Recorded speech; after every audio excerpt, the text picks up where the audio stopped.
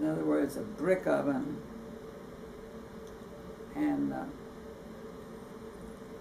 that was interesting in Germany to see that women would, in this little village, bring dough that they had mixed at home. It was ready to bake. They came with it to this bakery, this oven that all the women in the little village used that. And I probably have a slide of that. It's interesting to see that how that worked. You know, they built the fire in there. It was at a level that just about waist high, or a little higher. They put their fire in there first and then raked the coals aside and put the bread right on the hearth. But this building is still where they had a brick oven, where we put the loaves. These are French loaves. We put on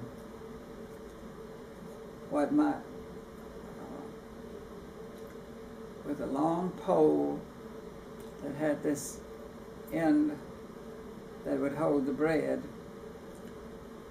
and would put that in, and when it was done, take it out with that long pole that was fashioned for that purpose. From wood. It's made of wood.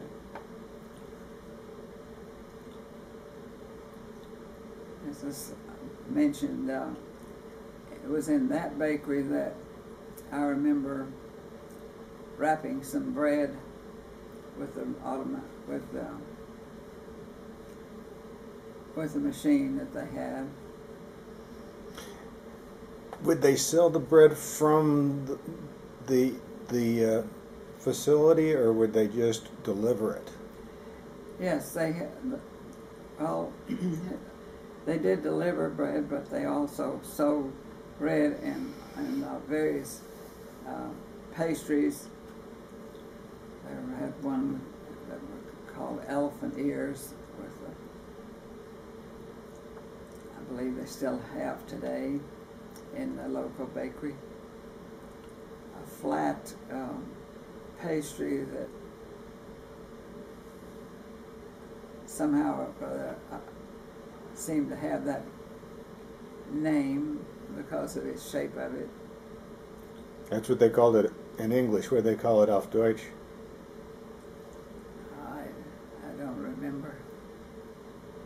My aunt, I remember her sitting in there to wait on customers, and when there were no customers, she was usually crocheting.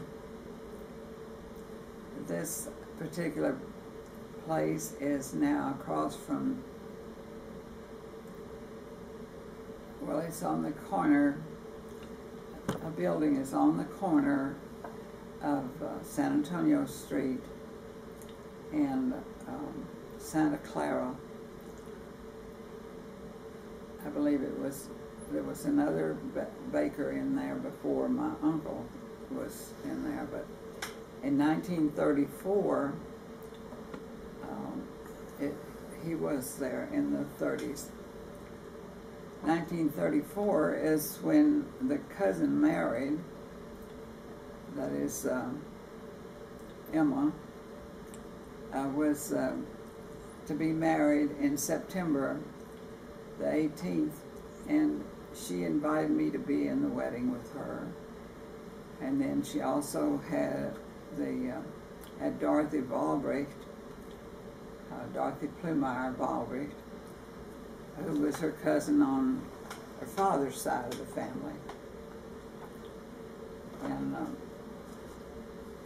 many people are acquainted with Dorothy in years that I've been here, because her husband was a pharmacist. And so Valbright's Pharmacy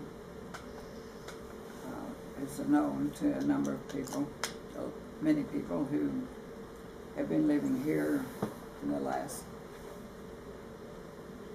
years. We're now in this is 2011. And I came here with in my wildest imagination, never thought I'd live to be in 2000. It doesn't seem real, does it? It's almost like I can remember going back into before 1900, but of course I can't say that I remember that, but because I knew so many of the older generation,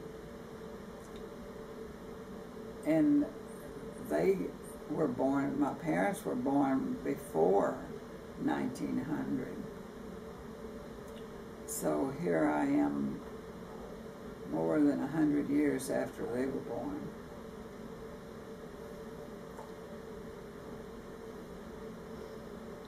What else did you do at the bakery?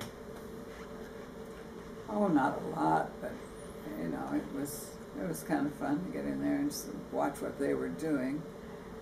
There were two men in particular that I remember. I can't conjure up the name of the second one, but one of them was a tall, slender man, and I remember watching him put those loaves in that brick oven and later take them out.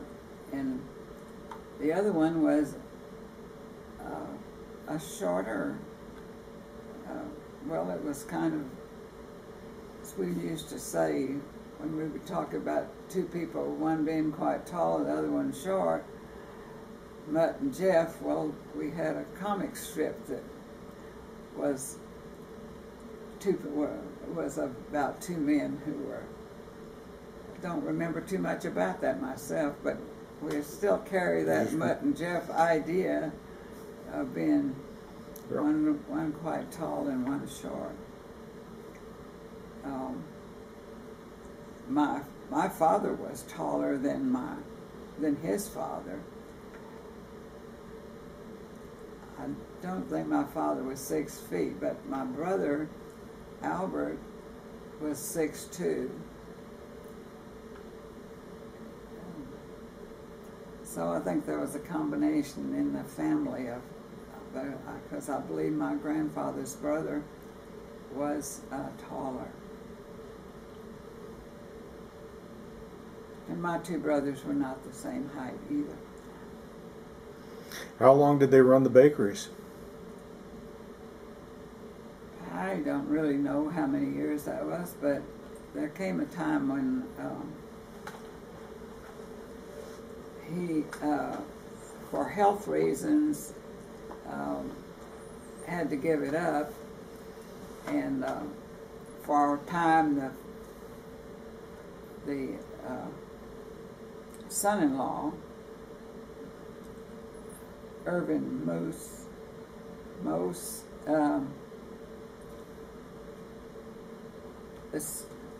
the cousin married, and I said I was in the wedding. Well, for a while they had a bakery. Now it was in just across the alley from Henny's Hardware, and that building is still there. There was another bakery in there. They didn't keep it going very long. I don't remember how long. But Miller, there was another baker named Miller, M-O-E.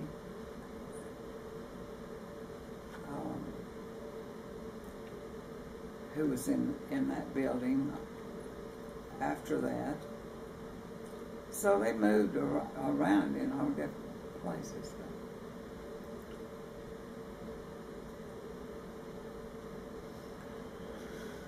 Besides